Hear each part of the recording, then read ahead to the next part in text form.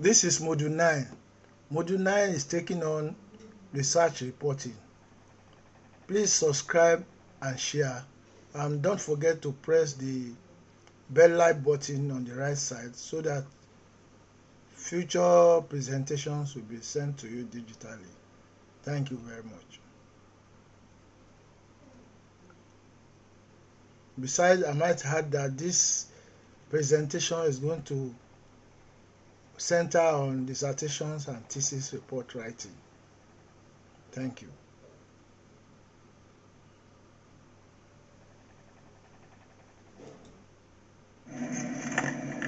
Research report.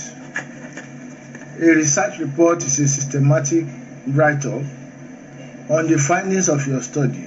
When you have done the findings of your study, which will include your methodology, discussion, conclusions and other aspects, you need to put it in a report form. And this report must follow a definite style.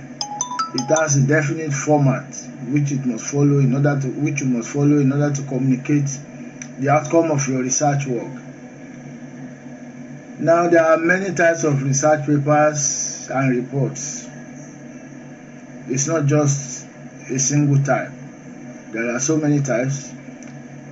Your research report can be on a literature review, can be on journal article publication, articles just for publication. Then you can have a document review, content analysis, which is the document review is just concerning review of some document in order to bring out some salient points there or make some decisions or offer some advice as to how improvements can.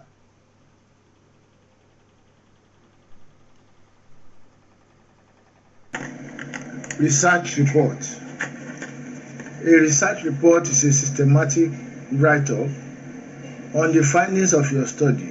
When you have done the findings of your study, which will include your methodology, discussion, conclusions and other aspects, you need to put it in a report form.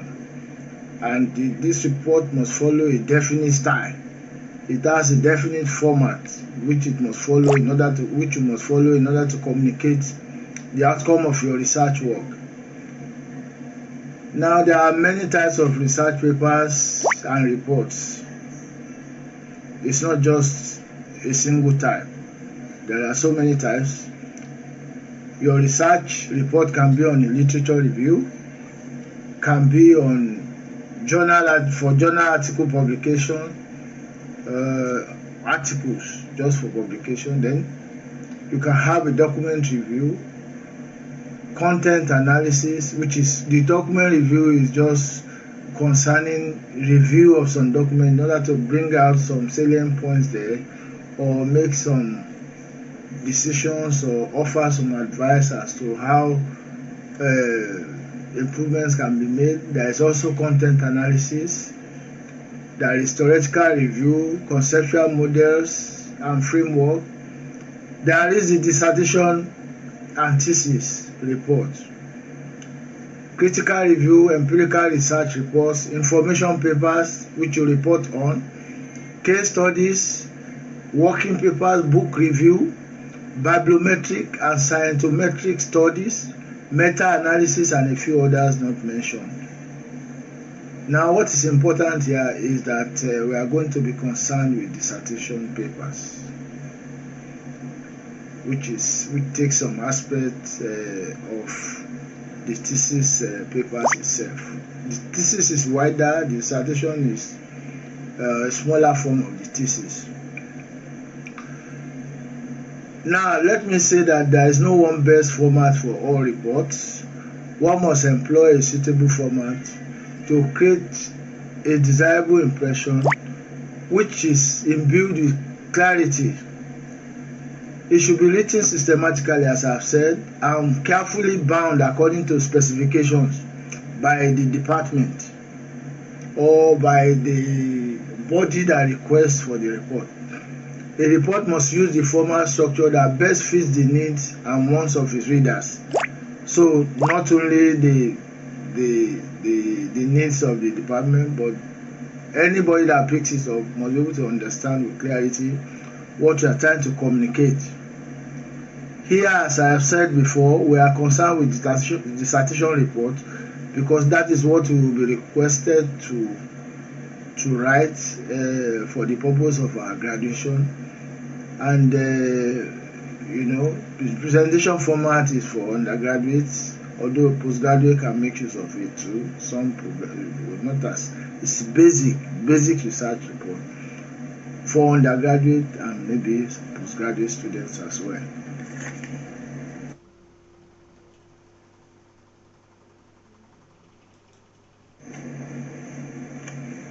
Dissertation report format.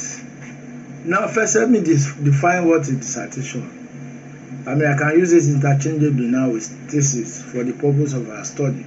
A dissertation or thesis is a long piece of academic writing which is usually based on original research submitted as part of a doctoral in the case of thesis, master's and bachelor's degree in the case of dissertation. Now, let us examine the suggested format. As I said, there is no perfect format for dissertation writing. It varies from maybe department, discipline to discipline, then maybe faculty to faculty or school to school and so on. But this is just a generalized format. Now, in the generalized format, you often have the preliminary pages. Then the preliminary pages will consist of the title page, the original literal work, declaration. You have to declare that you are the writer of the research work. Then you now have your abstract, acknowledgement, table of contents, list of figures, list of tables, list of symbols and abbreviation, list of appendices. That will constitute the preliminary pages in which you page Roman figures. Then go to the main body. The main body will consist of chapter 1. Chapter 1 is the introductory chapter, which consists of the rationale for the study, research gap, which you have highlighted or observed, the research problem or identification of the problem, research questions, research aim and objectives, research methods which you are going to use, the procedures which you are going to use to carry out the work, significance of the study or importance of the study, the scope of your research, operational definition of terms. Chapter 2 will have the literature review, the introductory part, the main issues, summary of reviewed works. Then you compare and contrast. The literature review will consist of the summary of reviewed works. You compare and contrast and evaluate the methodology. Then you conclude on the literature review. We shall talk about this later, but this is just an outline. Then you have chapter 3, methodology, which speaks to the procedures and the study of the methods themselves. Then chapter 4, you have results and analysis, which will include findings and discussion. Chapter 5, then you have conclusion and policy implications.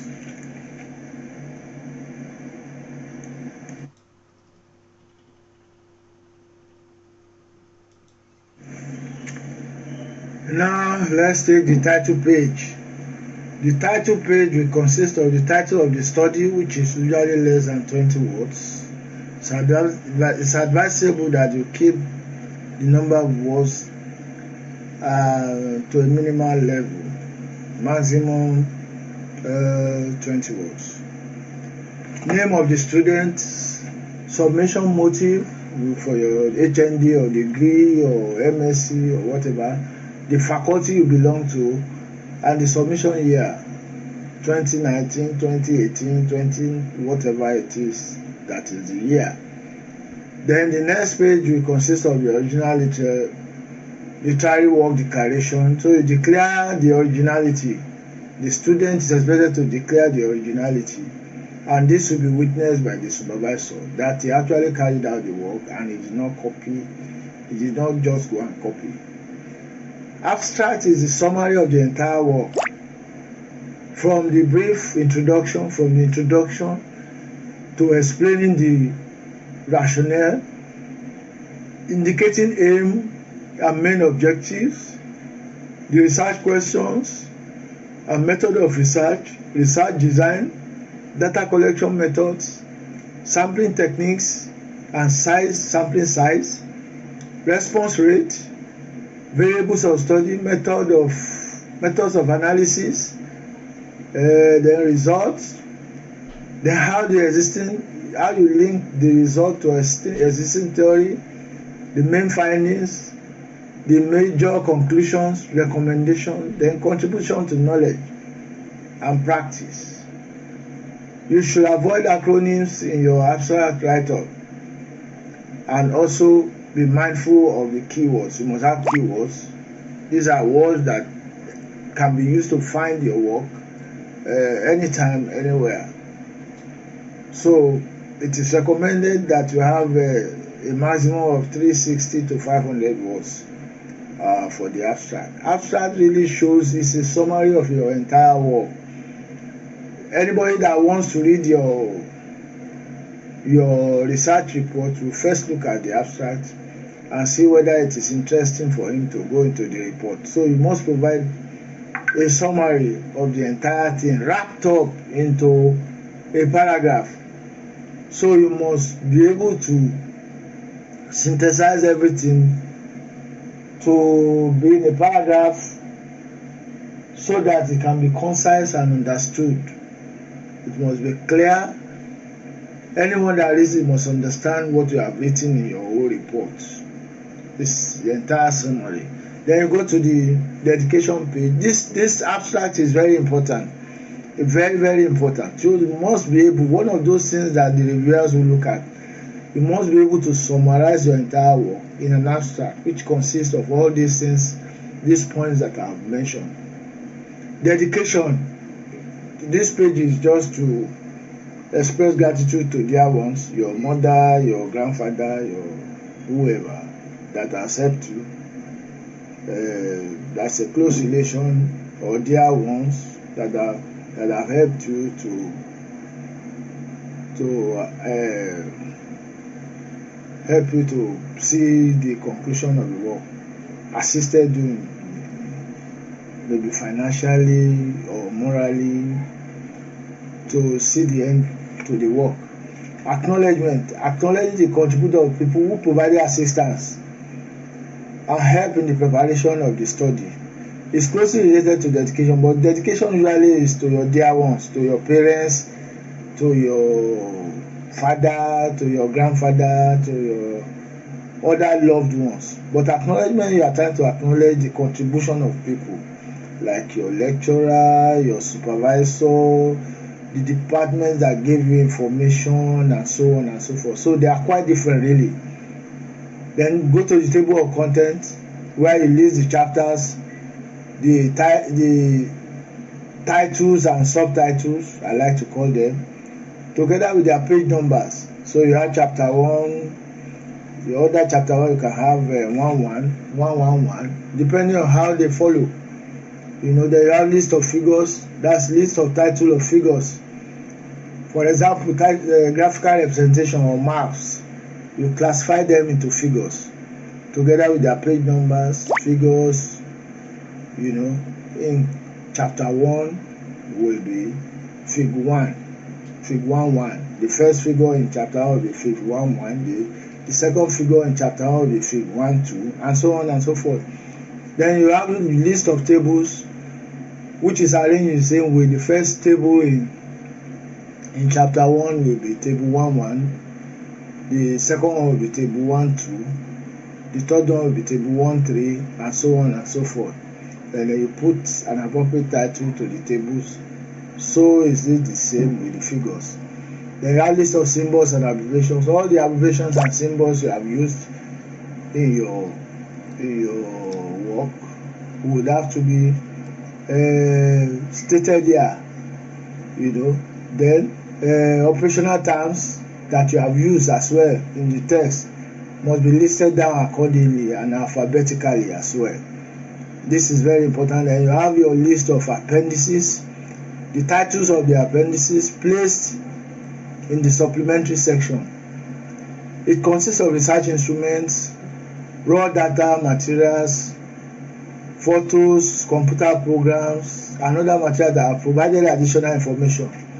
They are labeled as appendix A, B, C, D, and so on. So these are not really part of the report, but they are supplementary. They provide further information and further clarification with respect to the report writing or to the report.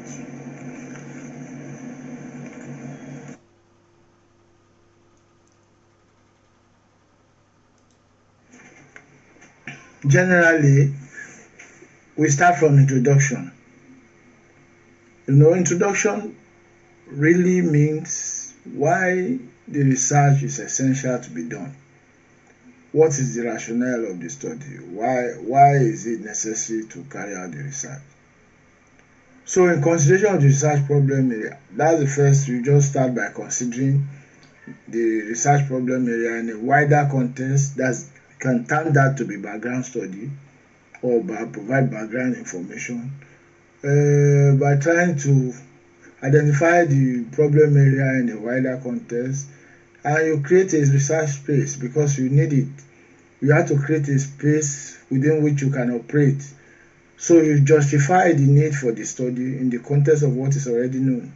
You need to do that. If you don't create the space, there is nowhere to stay, and there is no basis for your continuation of the writing. Why do you need to undertake the study, and of what importance? Then going further or going forward, we are talking about the rationale here. And the rationale, there are three ways of to indicate the rationale of the study. Rationale means why the study is essential to be done. Then having defined the research problem area in a wider context and created a research space for yourself, you need to indicate the rationale. Now, in trying to justify the rationale, you can provide evidence that this problem must be addressed, or if they are not addressed, things are likely to get worse. You must show evidence of that. Cite previous studies in that locality that indicates the problem is getting worse. There's a problem on hand, and show that that problem must be addressed. Indicate that the lack of studies is serious. If it's a neglected area, you must show that there is lack of studies, maybe by your literature mapping, and show that the neglect really exists, and therefore it is important to fill the gap. Gap arises when there are conflicting findings too. In an area of research, the findings are conflicting, and you need to contribute your own. You need to contribute to the debate as well to provide further insight into what is being studied or what is being debated. And it may arise also from your curiosity to discover new facts, theories, principles to understand an explanation of social phenomena. So you wish to discover new facts, new theories, principles. So this must constitute your rationale and partly your motivation as well. So let the readers understand the urgent need for a solution to the problem. You must show that urgency that the problem requires. What has gone wrong actually, and the potential threats. It could also be a desire to understand some cause and effect relations, or to discover new theories, facts, principles, generalization, concepts, and so on. Or it may be born out of curiosity or necessity, understanding and explanation of social phenomena, emerging problems and threats. By the time you pay attention to all this, you would have paid your dues as far as the introductory part is concerned, and particularly the rationale and motivation for the study. So you need to show why the research is essential, and these are the ways to show why the research is essential. And if you are writing a research, you take the appropriate points out of what I have highlighted here and use it. And if you have others that are peculiar to your study, you can also add it to it. Then again, you must indicate the focus of your study. If you are talking about, for example, if you are talking about industries, you must be able to state whether you are dealing with process industries, car industry, or whatever different industries that they are. You must specify which one you are attending to, because that will help to define your scope of study. Your study must have a scope, and this scope shows your focus. Your area of focus must be well defined, so that nobody starts asking you things that are outside your scope. And you also indicate your major expected outcomes, the outcomes that you expect from the study. All this must form part of your introductory part, which is chapter 1.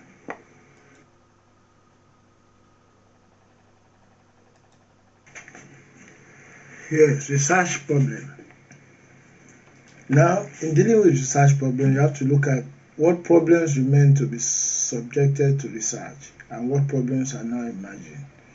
So in identification of a problem, you must look at the area of study and examine what remains to be subjected to research there, and the problems that are emerging locally or internationally, which will be of interest to people, or of which the findings will be of interest to fellow researchers and the general public. Problem identification is about identifying what specific problem that the researcher wants to solve, and after identifying this problem, you must explain the problem. The title must directly reflect this problem, because it is mostly it is from the problem that you have a title, that you derive a title, because your title must be directly related to the problem, and your title must show that you are trying to solve a problem in many of the cases. So when it shows that you are trying to solve a problem, then it reflects the problem as well. So with the independent and dependent variables, we show that there's a problem. Linked together, we show that there's a problem. The title, the knowledge gap that I have identified, the aim of study, objectives, the frameworks, both theoretical and conceptual, or theoretical or conceptual, must relate to this problem. Research problem is very key in such a way that virtually all other aspects of the research report relates to it, because that is the arrowhead of your work. That is the main issue. That is the ratio decedendum of your work. So it is important that whatever you are writing must relate to the problem. The title must directly relate to this problem. So also is the knowledge gap.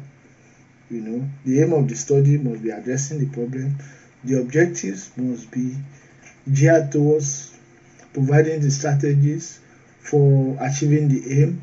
Then the framework and the theories that you are going to use to support your study. So they must all relate to the problem. So you start from problem. That's where the research process starts anyway. If you look back, you can check. You start from the problem, then find out later theories. If you are doing theoretical, if you are starting from theory, that is if your work is deductive. So you start from theory and select your variables and so on. Interest you relate for operationalization, or you may decide to start from concept and get to theory. So it's either way. In your quantitative research, you start from concept or observations and get to theory. In your quantitative, you start from theory and get to theory testing or expansion of theories or refutation of theories and stuff like that. Base problem statement on facts. You must base it on facts already known. Base it on facts that is already known, or base it on some existing theories or indication or speculations obtained from past theories or from experts, expert findings or expert decisions. You can base your study on that. You can base your problem on that. What experts have found out in the past, what problems they have identified in the past, and these problems have not been solved. Then you must show why it is a problem, prove the existence of the problem. You must show the findings from other research, newspaper cuttings if possible, journals, opinions from experts, and other credible sources to show why it is a problem. It is not just enough to say it is a problem. You must show why it is a problem, and you must do this with all sense of responsibility and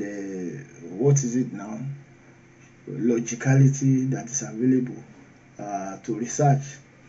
But basically, I can tell you 3 ways to prove the existence of a problem. 1, you can provide empirical evidence of the existence of the problem when you have information here and there, or previous researches have shown that there's a problem but has not been addressed. Cite findings that are inconclusive or contradictory, then there's a problem in that area if there are conflicting information or conflicting findings and all that. So you may choose to go into that area to resolve that inconclusivity or inconclusiveness, I beg your pardon, or contradiction there. Or you can also prove that there is lack of study in the area, that the area is neglected. If the area is neglected, definitely it needs studies, and the area that is neglected will have also some research gaps which have not been addressed because of that neglect. Show the implication of the problem existence to the general and more serious problems and the necessity for solution. You need to show all this because you need to justify the need for your study, the rationale for your study, and the research problem section provides the need to justify all this based on all these things that I have said.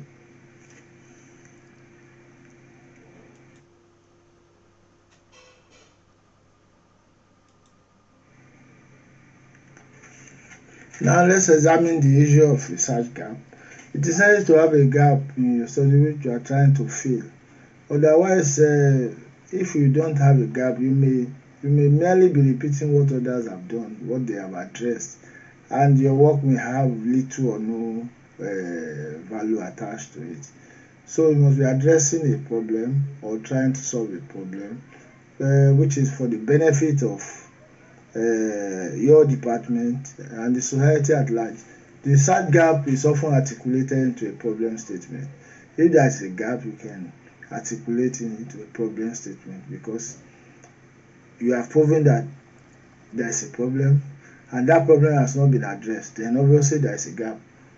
So, and the problem often indicates the research gap. If you look at it that way, it will be very easy to understand what research problem and research gaps are. And that gap needs to be filled. If there's a gap, it needs to be filled. Then what you should note in research gap is that some students have great problems finding research gaps, but research gaps can be obtained from future work specifications in previous researches. Previous researches have been done, and you can look at the further research, areas of further research, or recommendation for further research. It means those recommendations are meant to be fulfilled by upcoming researchers, and they have not been addressed before probably, and or there is little or scant evidence that it has been dealt with, and you want to go into such an area. So you could do a literature mapping in which you have read widely for your literature review and note the areas of concentration of the authors and the areas of least concentration. So you can from there determine areas that have been neglected and areas that don't have adequate coverage in terms of research work. And you can go into those areas and fill some gaps there. or a group of experts may have identified some problems in the past, which you want to research into. Usually it is a novel idea, or the novelty comes in there because often you are the first to go into it. You are new in that field. I mean, how do I put it now? You are trying to explore something that has not been done before, or you are trying to expand on what has been done before. You are either trying to find new theories about a new phenomenon, or trying to refute theories that have been propounded before, or you are trying to expand it. So there are also limitations in the various related studies which you can explore too. If the previous researcher could not do so many things to make his work perfect, you can improve on that.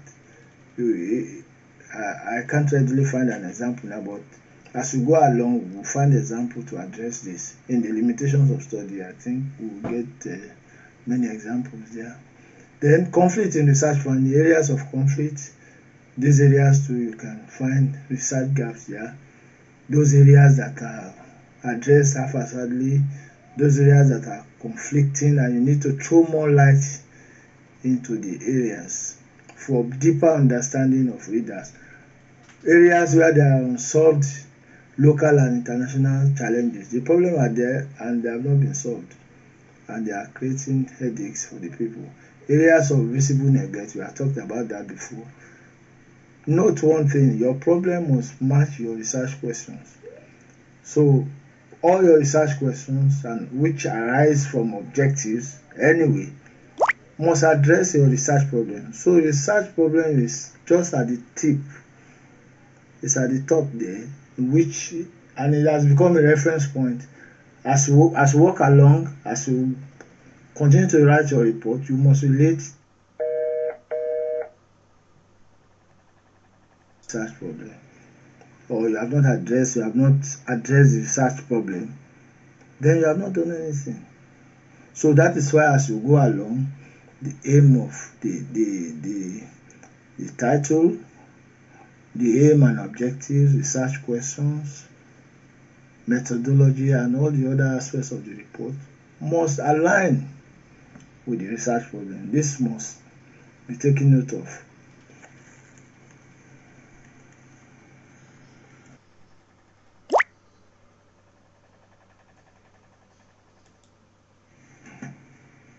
Okay, so we go to research aim and objectives, research questions and hypotheses. Now the aim of the research is the goal that the researcher is set to achieve. What does he want to achieve? He wants to find solution to a stated problem, or a relationship that exists between the problem and other problems. So he wants to find solution. Usually he will be specific about the solution he wants to find, and that will also constitute his topic, as I've explained before. So the project title or the research title often indicates the aims because it establishes a link with the problem. So you can see the link between the problem and the aim, between the problem and the aim of research, between the problem and the research gap. They are all linked together. So we must find those links if we have to understand all this. So the aim is the goal of the researcher, what he wants to achieve, and usually the title indicates the aim, because you will have seen it in the aim, what he wants to achieve, and that is closely related to the problem at hand. The objectives or purposes of the study, they are the modes and strategies for the attainment of the goal. If you set a goal, then you set the objectives, how to achieve the goal. You may have 1, 2, 3, 4, 5 objectives, but usually for undergraduate and masters, 3 to 4 objectives are just okay.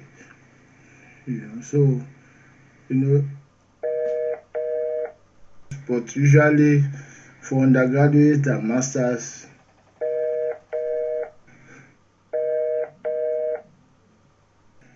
3 to 4 objectives are just okay. So how to achieve the objectives, that means the goal, will constitute your objective. The objective could be to find a relationship, to test a model, to determine critical factors. All put together will be to achieve the aim of the research. Purpose and objectives of study must be such that the writer must investigate. You see, why you should not have too many objectives is that you must investigate all your objectives in this study. In the study, you must investigate all the objectives.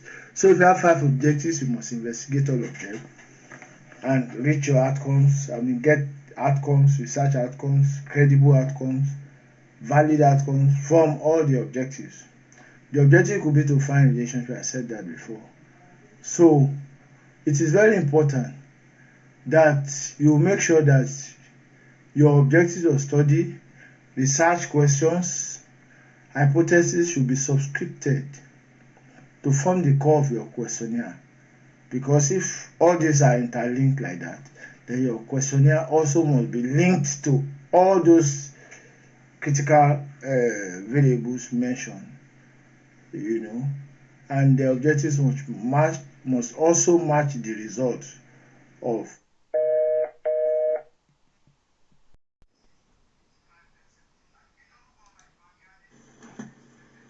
Okay, so we go to research aim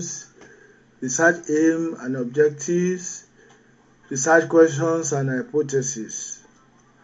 Now, the aim of the research is the goal that the researcher is set to achieve. What does he want to achieve? He wants to find solution to a stated problem or a relationship that exists between the problem and other problems. So he wants to find solution. Usually, he will be specific about the solution he wants to find, and that will also constitute his topic, as I've explained before. So the project title or the research title often indicates the aims because it establishes a link with the problem. So you can see the link between the problem and the aim. Between the problem and the aim of research, between the problem and the research gap. They are all linked together. So we must find those links if we have to understand all this. So the aim is the goal of the researcher, what he wants to achieve, and usually the title indicates the aim, because you will have seen it in the aim, what he wants to achieve, and that is closely related to the problem at hand. The objectives or purposes of the study, they are the modes and strategies for the attainment of the goal. If you set a goal, then you set the objectives, how to achieve the goal. You may have 1, 2, 3, 4, 5 objectives, but usually for undergraduate and masters, 3 to 4 objectives are just okay. So how to achieve the objectives, that means the goal, will constitute your objective. The objective could be to find a relationship, to test a model, to determine critical factors. All put together will be to achieve the aim of the research. Purpose and objectives of study must be such that the writer must investigate. You see, why you should not have too many objectives is that you must investigate all your objectives in this study. In the study, you must investigate all the objectives. So if you have 5 objectives, you must investigate all of them and reach your outcomes. Get outcomes, research outcomes, credible outcomes, valid outcomes from all the objectives. The objective could be to find relationship. I said that before. So it is very important that you make sure that your objectives of study, research questions, hypotheses should be subscripted to form the core of your questionnaire. Because if all these are interlinked like that, then your questionnaire also must be linked to all those critical variables mentioned,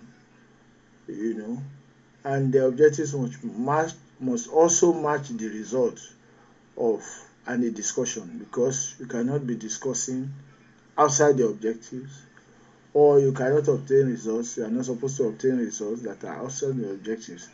Your objectives set the limit of even your methodology, your results, your analysis, your discussion, your conclusion, almost everything, you know. So these objectives are very important, and they are related to the aim of the study, and the aim of the study addresses the problem, which is at the apex there. So 3 objectives will suffice, for a good work to be done. Research questions. Research questions are asked with what are, does, is, should. They can be used interchangeably in a study depending on whether questions and statements are best suited to obtain the results. So the research questions are questions you ask, which are in some cases or in many cases which are literature based, or which you obtain from the literature, and you are now asking and seeking answers to them, such that when you get those answers, your research aim is fulfilled. And these research questions are related to the objectives. Some researchers formulate research questions first, others formulate objectives first. So, but the way to go in most of the cases, neither is wrong anyway. None of it is wrong.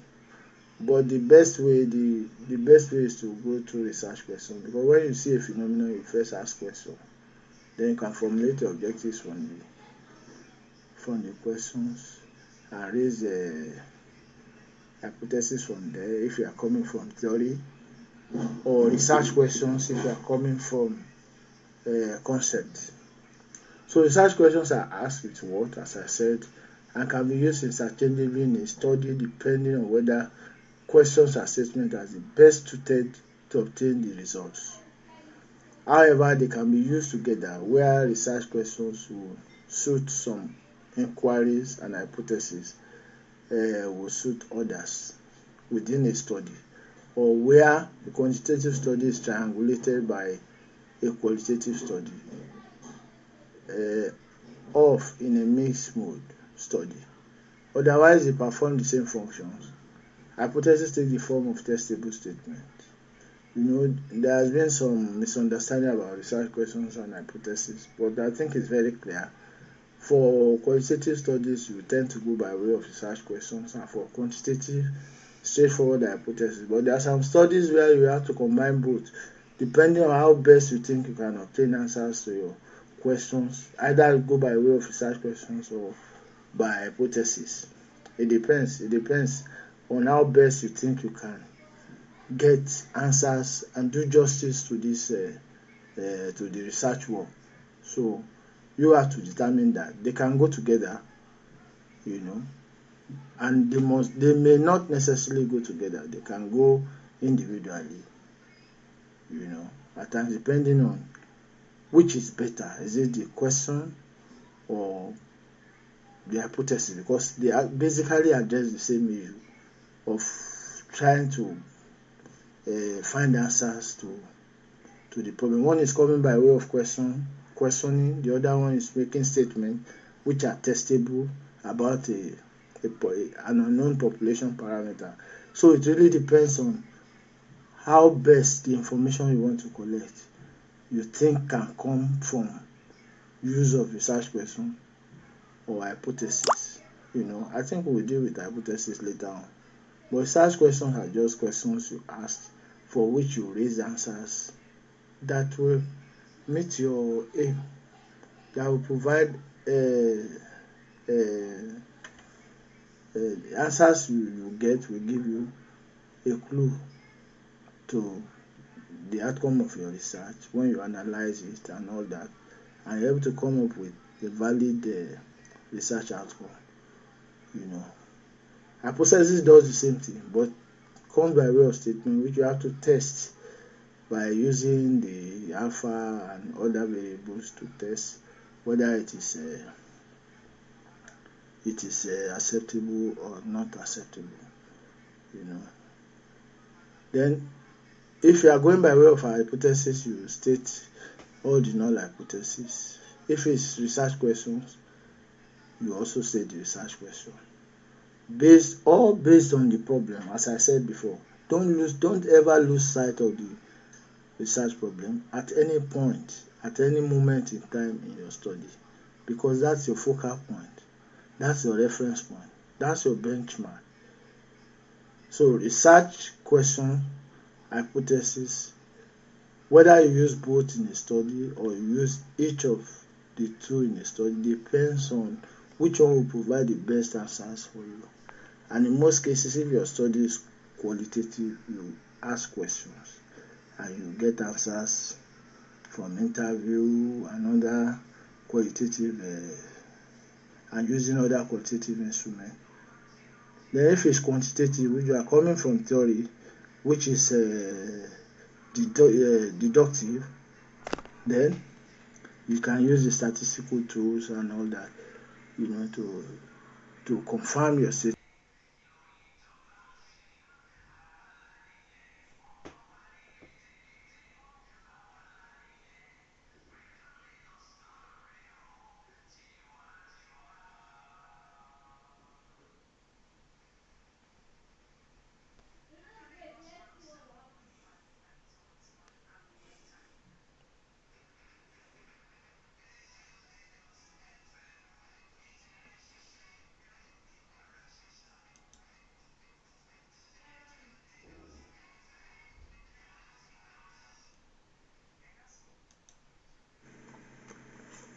An important part of the dissertation report is the significance, scope, and methods. Significance also means importance. Significance of the study means importance of the study, justification of the study, or relevance of the study. The primary question here is who will benefit from your research and how will they benefit? That is the primary question which you have to address here under significance. Now, what will be the contribution to knowledge, research, and practice? What will be the contribution of your work? If this study is successfully carried out, what will be the contribution to knowledge, research, and practice? At least one of the three. If it contributes nothing to knowledge and research, which is also knowledge, and practice, which has to do with public policy and so on, then what are you doing?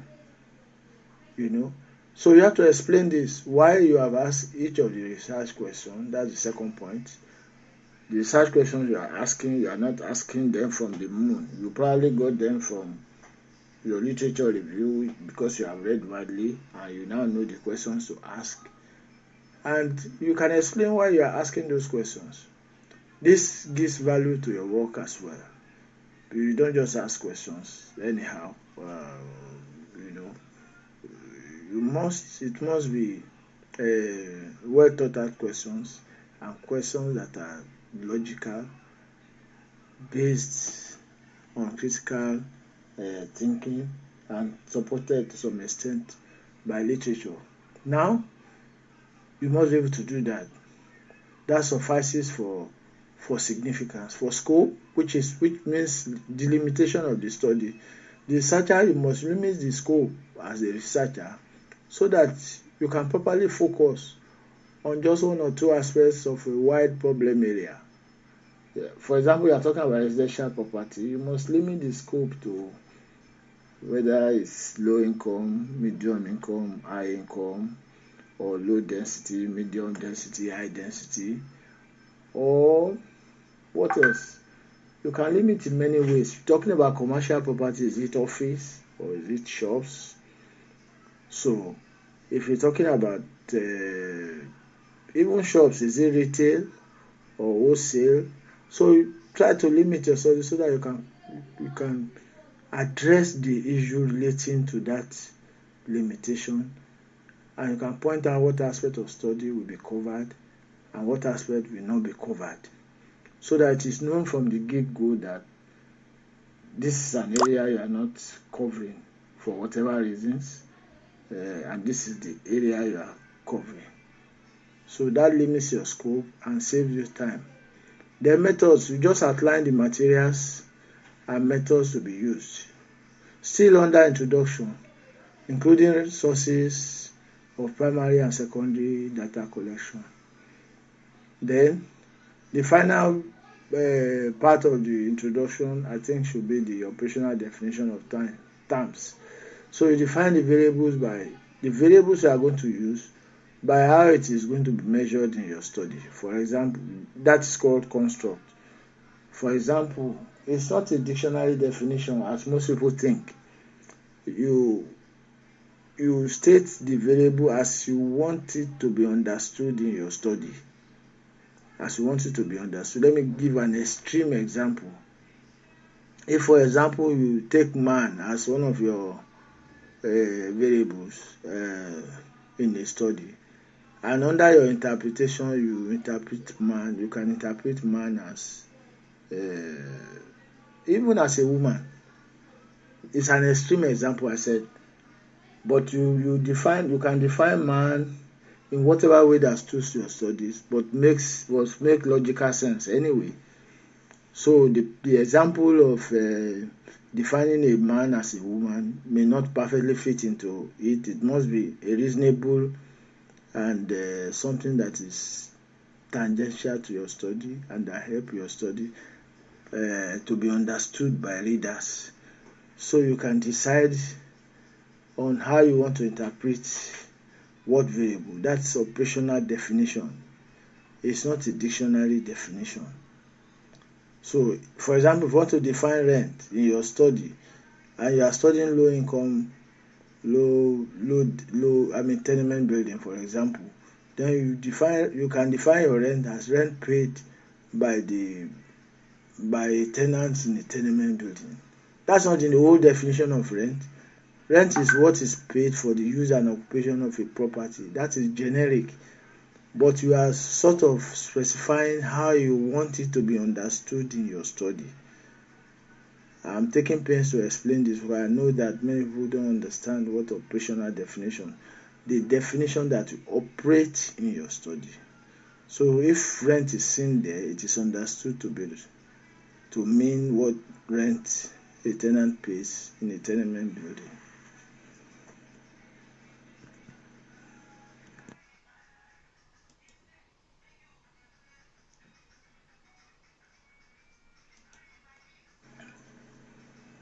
Now, literature review has been exhaustively discussed, so there is no need to go back to that.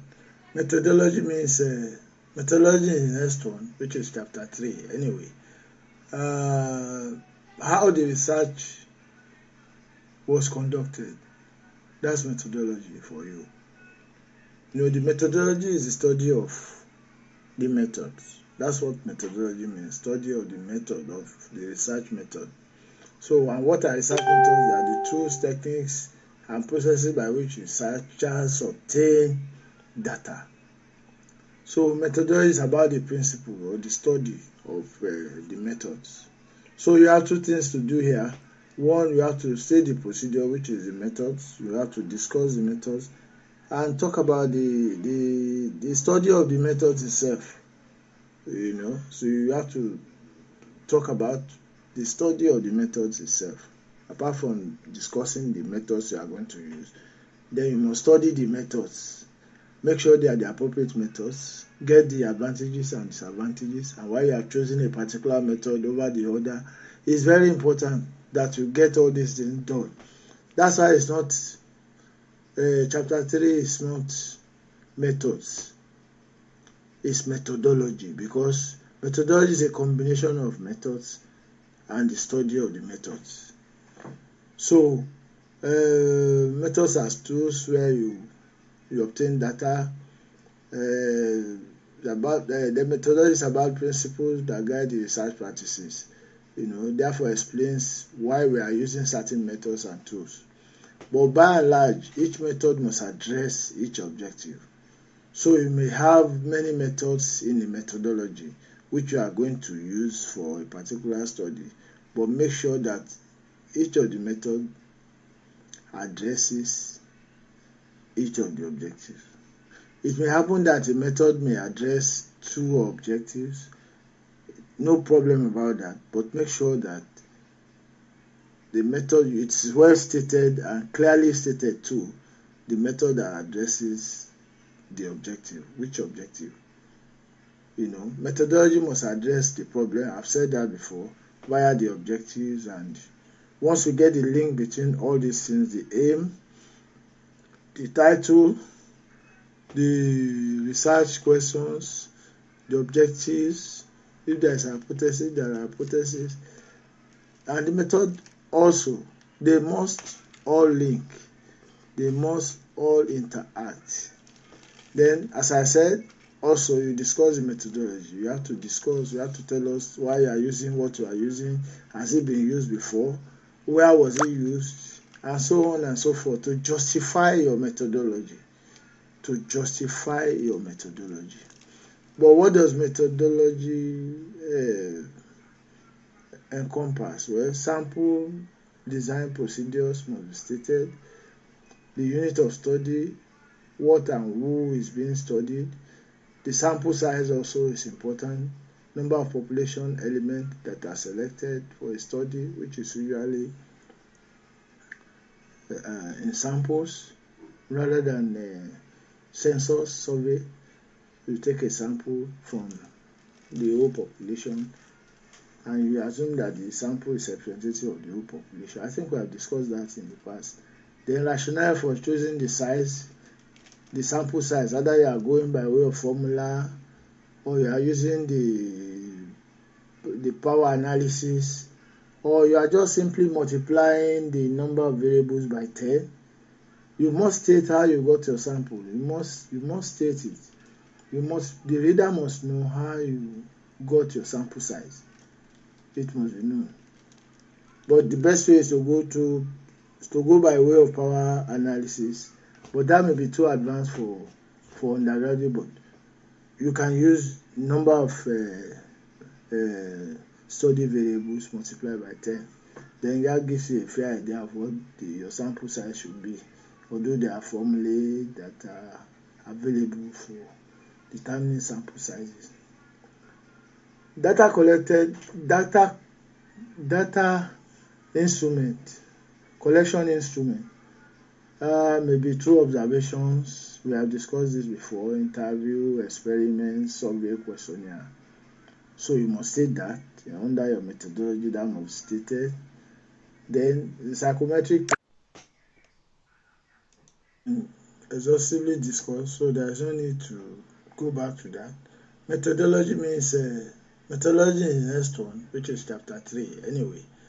How the research was conducted, that's methodology for you.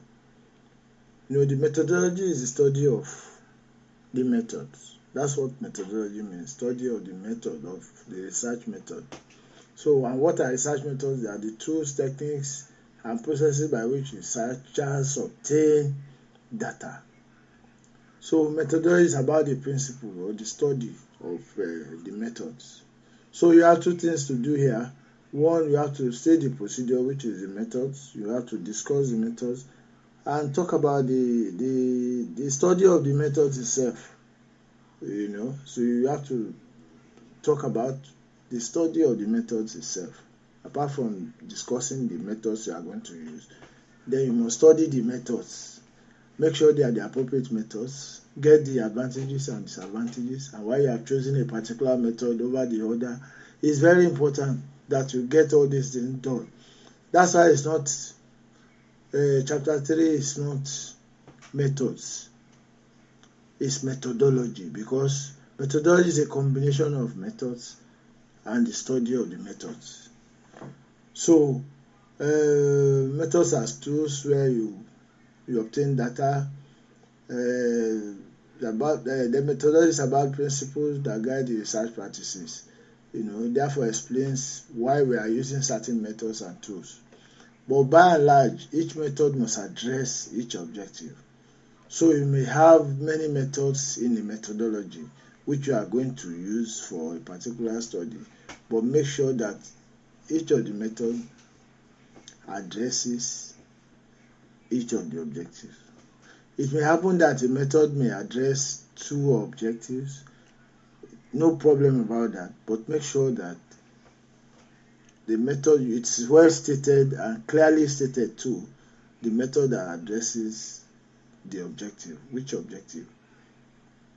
Methodology must address the problem. I've said that before, via the objectives, and once we get the link between all these things, the aim, the title, the research questions, the objectives, if there is a hypothesis, there are hypotheses, and the method also, they must all link, they must all interact. Then, as I said, also you discuss the methodology. You have to tell us why you are using what you are using.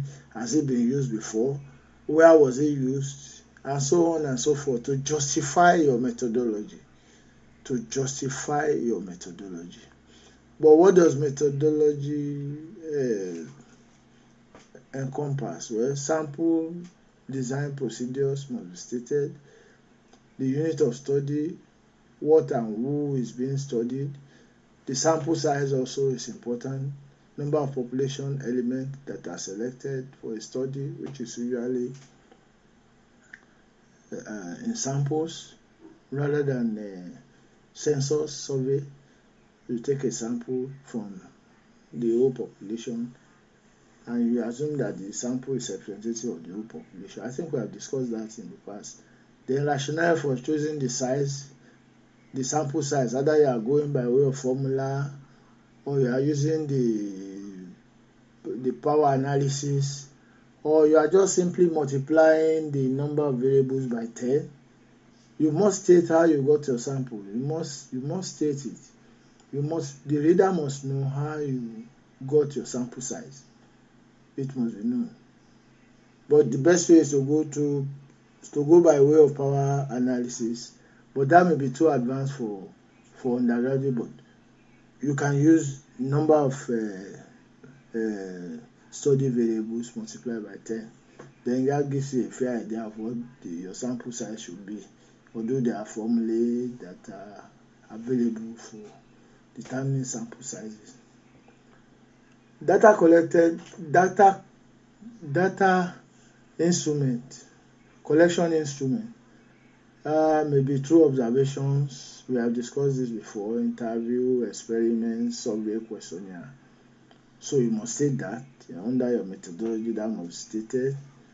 Then the psychometric test to phase and content validity, reliability test from pilot study, normality, bootstrapping, linearity, homoscedasticity, convergent, discriminant, and cross-boundary validity, factor structure and construct validity. All this must be stated depending on whether you are undergraduate or masters. At masters, I think you are supposed to do many of this, but at undergraduate, face validity is okay and reliability test may just be okay. And probably what is the scale validity for undergraduate. For postgraduate, you have to do others. Then PhD, you have to go further. You go to homoscedasticity and discriminant and so on. So then you have to state how you process your data, frequency count, coding, other statistical computations, quantitative analysis that you are using. How did you treat your missing values and outliers? You must state that, because not all the questions will be answered, so there will be missing values. And if there are too many missing values, you can be sure that your statistical analysis will be faulty, will malfunction, or will be dysfunctional. Then this analysis is required for testing hypothesis and answering the question. When you do the analysis, then you can get answers to your research questions. And when you test your hypothesis, you can also get a probability-based information about the outcome of your research. The methods of analysis, you can use the descriptive method, the inferential method too can be used. Where statistical assumptions are not met. In the case of statistical tools, they have any statistical tool that you are using has statistical assumptions which must be met. So you have to find out if you are using one sample test, two sample tests, they have their assumptions. You must meet these assumptions in terms of your data format, in terms of your in terms of your variances, in terms of other provisions. You must meet their assumptions before you can use the particular statistical test. Then your methodology usually will have limitations, so you must be able to identify those limitations, the strengths and weaknesses of the methodology. You must highlight them and why it is the preferred methodology, or why it is your choice to use in the study. Why not other methods? Why that one? So you must be able to say one or two things about that and justify the use of that method. Then you can address the study area. If there's a study area in your study, then you can also address that, describe the study area, give information about the study area. So and the information must be adequate so that it will be easy to relate with the study area and your research outcome.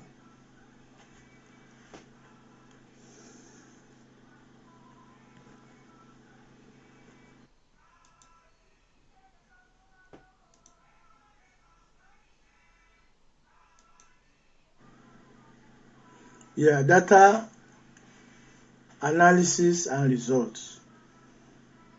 The pertinent question here is what happened. You've come all the way to methodology, and you're applying the methods there under the methodology to get information. Now what happened? So what you do first to present your data, then to analysis of the data, then your research findings, and you evaluate the research findings. So first and foremost, you present your data. But before you do that, you can report on the psychometric tests like face validity, like content validity, like linearity. It depends on how much of them you want to take or how many of them you want to take, because that gives credence to the usability of your data, because your data must be ready for use and it must fulfill certain conditionalities, as I will put it, like reliability tests. That is basic. For undergraduate students, you must do a pilot test and try to test using the Kronberg alpha to see the internal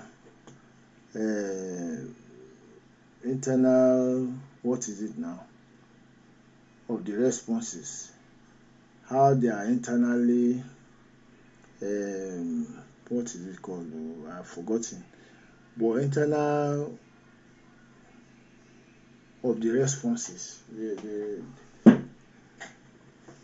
how the responses are related. Internal, they must not be too close, otherwise they'll be answering the same question.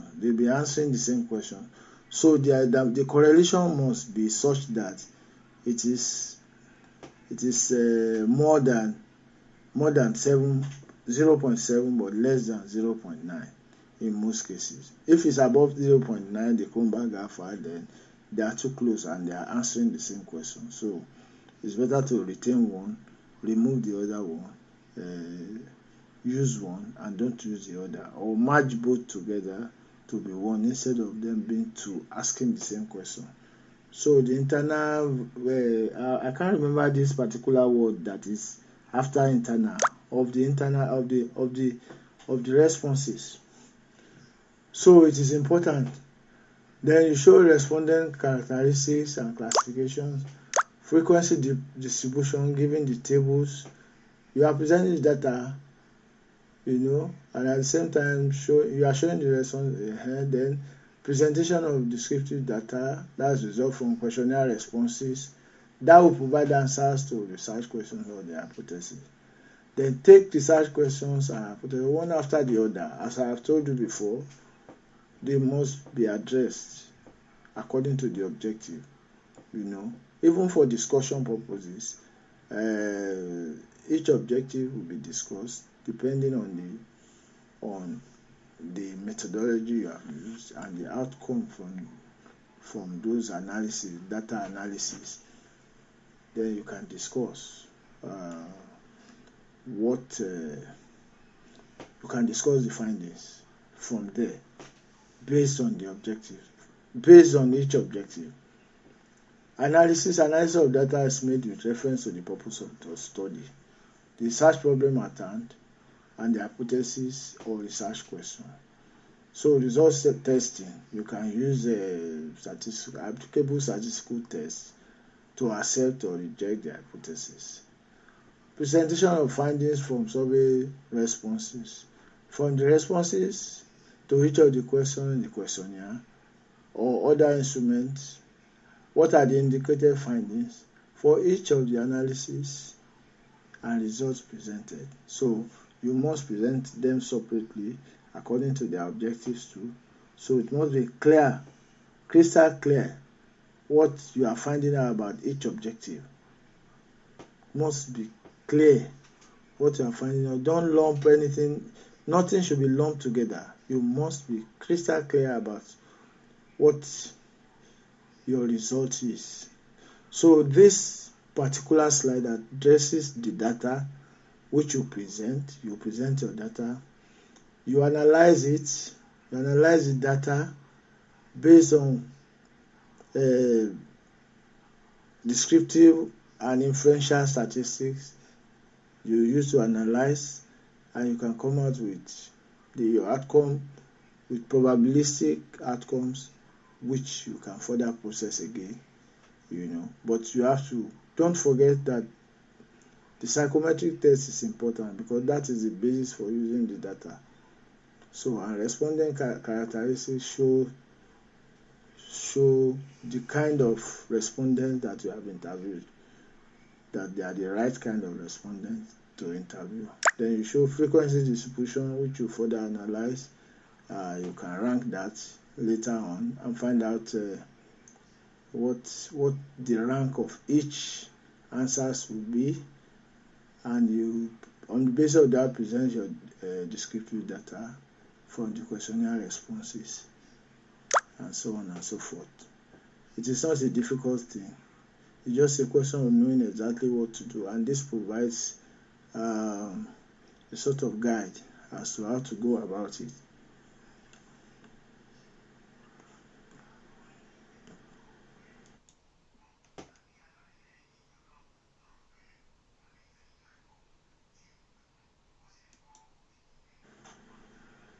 Now, as you get findings after your analysis, preliminary findings are stated as you go along after the findings.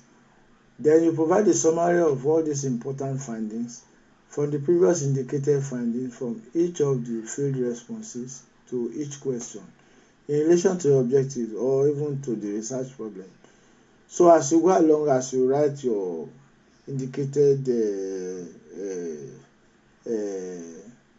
findings, you now assemble them into a summary under summary of findings, which provide the summary of important findings from the previous indicated findings, to each question. As you are getting the question, you are also bringing out the findings, what they indicate. You are trying to explain what your result is, and in relation to your objectives. Then how does this findings support other findings and other ways of interpreting the findings? You have your own interpretation of the findings, which must be logical and based on critical thinking and understanding of this research area. Although your understanding now must take a different shape, must be based on the data you have collected from the field.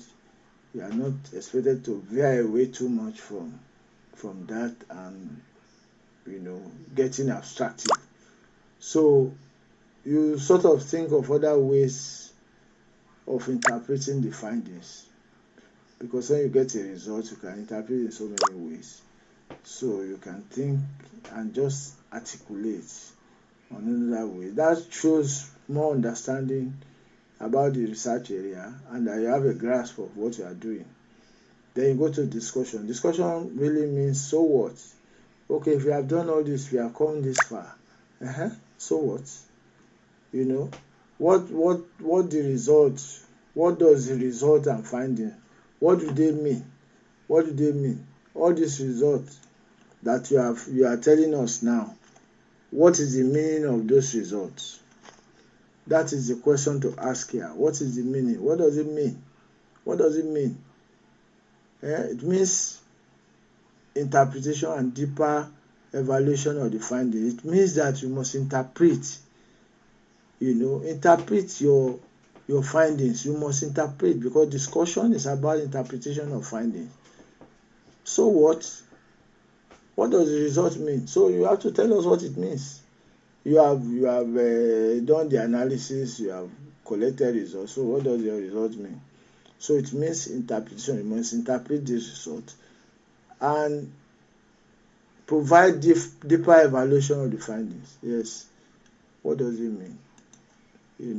Then you react. It means you are reacting to the findings by relating your findings to the research problem. Relate it to the research problem. How does it relate to the research problem? Evaluate it.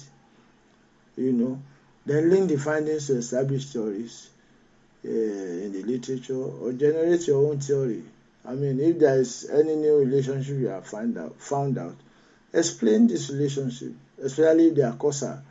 They are causal relationships, you must be able to explain them. And you are providing new theories by doing this, by trying to explain them. If it becomes acceptable and stable by a period of time, it becomes theory. Then you must show how your findings are different from others. It is not useful to have all your findings the same with what others have been finding. Then what gap have you addressed? Since you must address a gap, there must be something different that you have found out, which is different from others, and then you must be able to highlight this.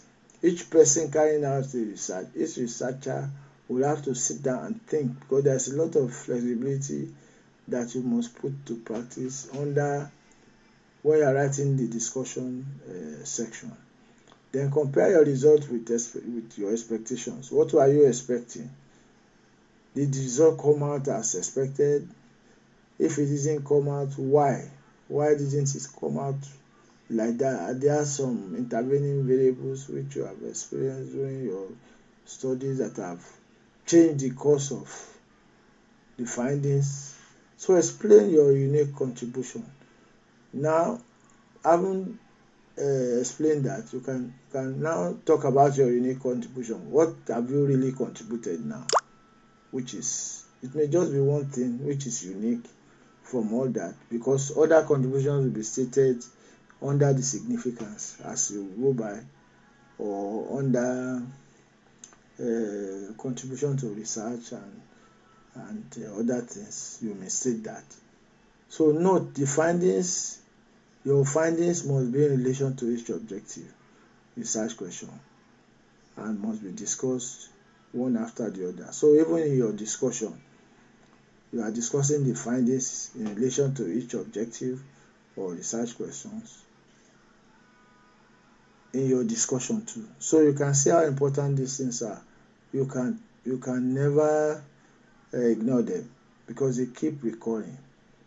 Research problem is a major thing. Objectives is another major thing. And you must fulfill all these objectives in your study.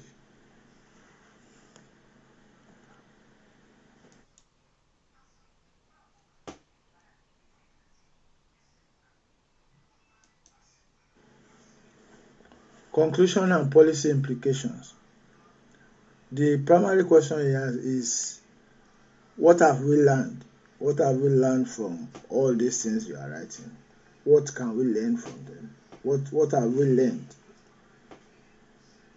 So, but conclusions is a short, precise, concluding remarks that reinforces or that reinforce the originality of your work, which must relate to the problem. So you see, the research problem keeps occurring at every stage, even at the concluding remarks stage.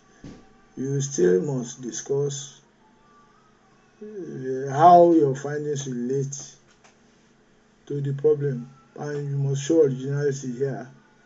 You must show that you are not concluding the same way others have concluded. There must be something unique in your conclusion that relates to your research problem. So again, you must know that your conclusion must be drawn from your findings in relation to each of the research objectives. Your conclusion must be drawn from the findings. Don't draw conclusion from what you have not found out from your field work. Your conclusions must be drawn from the findings, and show how the objectives are met. You must show, if you have 3 objectives, you must be to show how your work met with the objectives and exact places where the objectives were fulfilled. You must be able to do that. If you are not able to do other things, you must be able to do this. How did you meet your objectives, and where in the report? Where? Now you have made some findings. Can we generalize these findings? If you work on Alimosho area and you got findings from your field survey, which after you analyze, you are able to articulate into your research findings, then can we generalize it? Can it cover Agege? Can it cover Festac area? Is it the same thing that is happening in Festac? Can we say it is the same thing that is happening at Oshodi? Can we say it is the same thing that is happening at Shomolu? You must be able to say, and if you cannot say, you must tell us why. You must say so and tell us why we cannot say, we cannot generalize. Maybe there is something wrong with your sampling, or there are disparities in the settings such that you cannot generalize. You must state all those things. Then limitations of your study. What prevents the perfection of your work? The perfection of your work may have been prevented by drawing samples that are not large enough, not because you didn't want to draw it, but because time will not permit you to do that. And there are other things too you might not be able to do. Maybe there's so much secrecy that you are not able to collect the data, all the data you needed for the work, but you collected what was good enough to help you do the work. And there are other things too that may just limit you. There may not be time, there may not be enough funds, there may not be what again. There are so many things. The people may not be forthcoming. It will be difficult to reach your samples, and they may not be willing. It may not be easy to talk them into cooperating with you, and so many other things like that. They are different for different studies, so you have to find out what are those things that have prevent your work from being perfect. And if there are certain things you ought to do that you could not do, you push them to limitation. That is the only way to avoid the knock of the supervisor or the reviewer or the examiner. So we go to implication of the findings. Implication really means we are going back to relevance again and significance. You come back and state it here, but more briefly and straight to the point. So we're talking about relevance, significance, contribution of findings to research, theory, practice, and even the society. So your implication of findings, your findings two may have implications for the society. So implication of findings, we talk about research, contribution to knowledge, we talk about practice, we are talking about economic and commercial impact. Does it affect teaching? Is it significant to teaching, your findings? Is it can it influence public policy? And society too. Can it influence public attitude and quality of life? You must state all these things and say how. Also tell us how they can contribute to society, practice, research, and so on. Then you go to recommendation. Recommendation simply means who should do what. Who should do what. So it's not just a list of recommendations. This must be done. That must be done. You must state specifically the organizations that should be involved in carrying out these recommendations. That you may recommend what needs to change directly to specific organizations. So be specific in your recommendation. What you think needs to change based on your findings, not based on your thought. It's not based on your thought, it's based on your findings. Other recommendations also may be based on your conclusions. Then you have recommendation for future work and further research, so that others can also draw their problems from your recommendation for future work. They can also identify problem areas from your future work and further research, because you are recommending for further research means that you did not cover the area. Somebody else can come again and cover the area at a future date. So that's why it's very important. Conclusion and policy implication is very important too. What have we learned throughout your report, going from introduction to discussion? What have we learned? You have to be able to come out clearly to show us what you have learned, what you have contributed, your limitations, then your recommendations to specific organizations. This is very important. Then future work and future research also gives a leeway to future researchers to work on new problems or identify problem areas for their work too.